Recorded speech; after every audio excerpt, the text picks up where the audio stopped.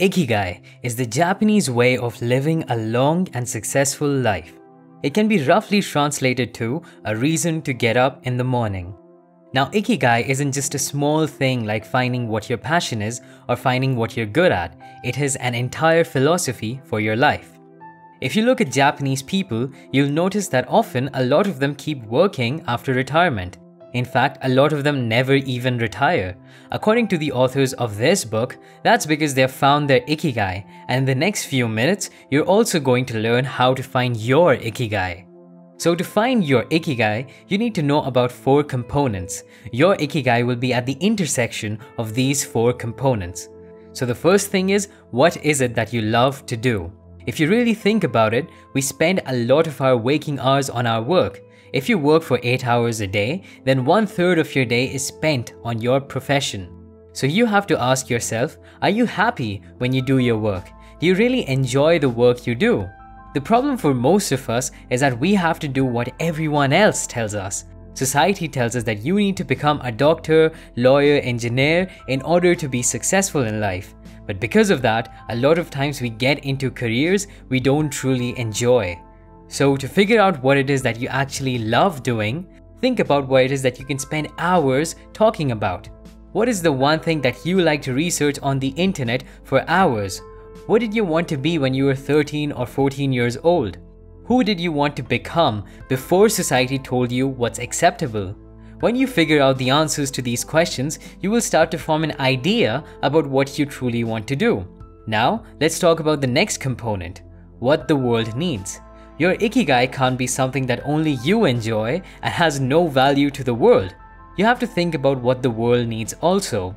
What the world needs also keeps changing over time.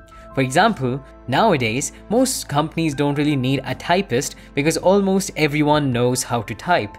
But in the days of the typewriter, being a professional typist was an actual job because very few people knew how to do it back then.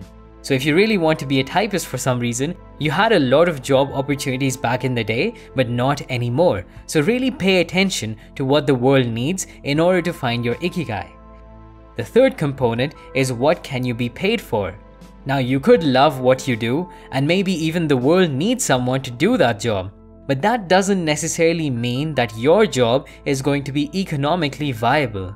For example, you might love to clean your house, and the world needs you to have a clean house. But nobody will pay you for it because it's your own house.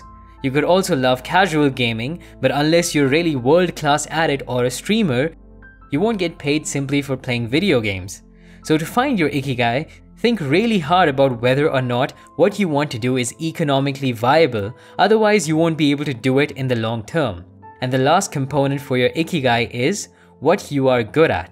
Now, it is possible that you might really want to do something, but your skills might lie somewhere completely different. So you have to think about what you are naturally skilled at. You might have noticed this, that there are some people who pick up the guitar and learn it really quick because they have an innate talent. And on the other hand, you might not be able to do it as quickly as them. So it's imperative that whatever your Ikigai is, you have some natural skill in that area so you can become extremely good at it over time. Now there is a very important thing to remember here is that you have to avoid the perfection trap. Don't think that you have to be perfect at a particular skill before you show it to the world. A lot of people get discouraged if they aren't immediately awesome right off the bat. You have to find an area where you have a basic level of skill. So maybe you're a math whiz or you're really good at public speaking. Use that as a starting point and then build on it. So finally, at the intersection of these 4 qualities is your Ikigai. Your Ikigai will satisfy all 4 of these qualities, and then you will be able to live a long and happy life with less stress and more success. Also, this is where a lot of misconceptions creep in. A lot of people are content with just finding their passion, but that's just not enough.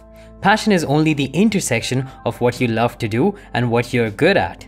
You might not actually get paid for your passion because that's not what the world needs. Similarly, if you find work that you love and the world actually needs it, that can be your mission, but that can't really be your Ikigai.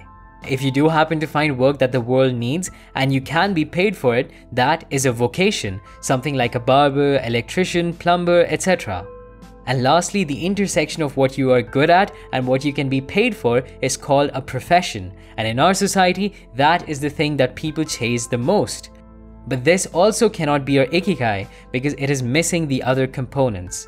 So as you can see, it's not enough to find just one of these components. To live a long and happy life, we have to find the intersection of all four of them. So how do we do that? How do we find our Ikigai? Well, this answer isn't clearly given in the book, but here's my suggestion.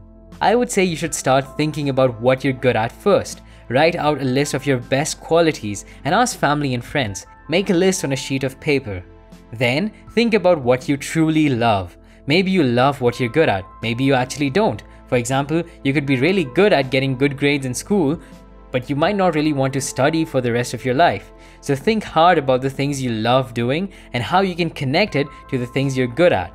Maybe your communication skills are excellent and you love science and technology, so you could become a professor of science or maybe even a spokesperson for a tech company.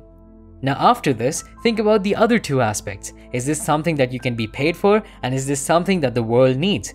For example, a lot of times you might actually find what you're good at, what you love, and what the world needs, but if you can't figure out a way to get paid for it, then it's going to be incredibly difficult to continue with it for the rest of your life.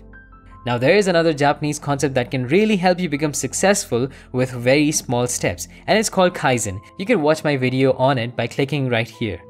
If you like this video, then please click the like button and subscribe and click the bell icon so you don't miss any future videos. That's all for now, and thanks for watching.